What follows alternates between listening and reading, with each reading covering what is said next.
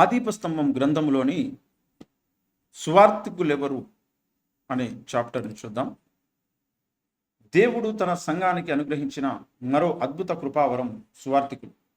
సువార్తికులను గూర్చి మనం పెద్దగా చెప్పుకోవాల్సింది ఏమీ లేదు.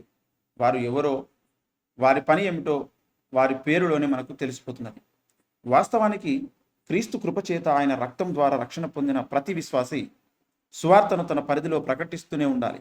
కాస్త ఇంగితము, మానవత్వము, సంస్కారం ఉన్న వ్యక్తి ఎవరైనా తనకు ఒక గొప్ప మేలు చేసిన ఒక వ్యక్తిని గూర్చి ఇతరులకు చెప్పకుండా ఎలా ఉండగలడు? అలా తాను పొందిన మేలును గూర్చి, మేలు చేసిన ఉపకారిని గూర్చి చెప్పకుండా ఉన్నాడంటే అతడు కృతజ్ఞుడు అన్నమాట. అతడిలో కనీసపు మంచితనం కూడా లేదన్నమాట. అందుచేత ప్రతి క్రైస్తవ విశ్వాసి తన చుట్టూ ఉన్న బంధుమిత్రులతో, ఇరుగు పొరుగు వారితో క్రీస్తుని గూర్చి మాట్లాడుతూనే ఉండాలి. సువార్తను ప్రకటిస్తూనే ఉండాలి. సువార్తను ప్రకటించడం ప్రతి క్రైస్తవుడి బాధ్యత. అయినా సువార్త ప్రకటించడానికి దేవుని చేత ప్రత్యేకంగా పిలువబడి, అభిషేకించబడి, పంపబడిన దైవజనులు ఉంటారు. వీరు ప్రత్యేకంగా సువార్త ప్రకటించే జ్ఞానాన్ని, సామర్థ్యాన్ని దేవుని వలన పొంది ఉంటారు.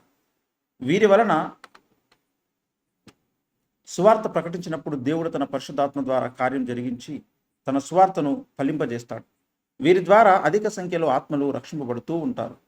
సువార్తికులుగా దేవుని చేత పిలువబడిన వారికి ఆత్మలను రక్షించే సామర్థ్యమే తప్ప కాపరిత్వం జరిపే సామర్థ్యం ఉండదు.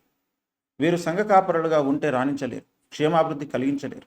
సంఘ కాపరులుగా ఫలవంతమైన సేవను జరిగించడానికి ఆకాశమంత ప్రేమ, సముద్రమంత ఓపిక ఉండాలి.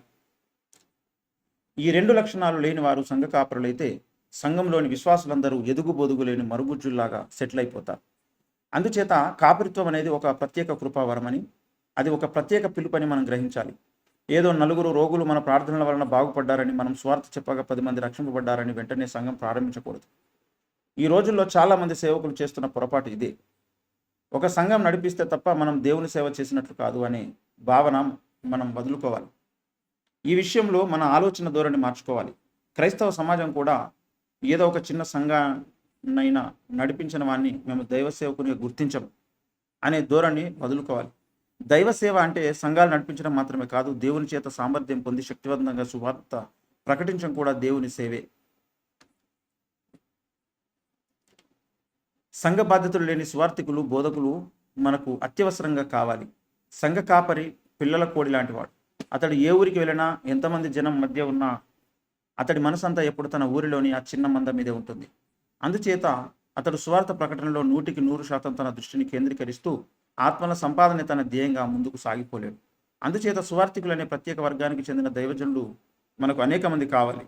మరీ ప్రత్యేకంగా ఈ అంత్య దినాలలో ఈ రాజ్య సువార్త సాక్షార్థమై సకల జిల్లకు ప్రకటింపబడును అని క్రీస్తు ప్రకటించిన ఈ దినాలలో మనకు ఇతర బాధ్యతలేవి లేని శక్తివంతులైన సువార్తికులు అత్యవసరంగా కావాలి.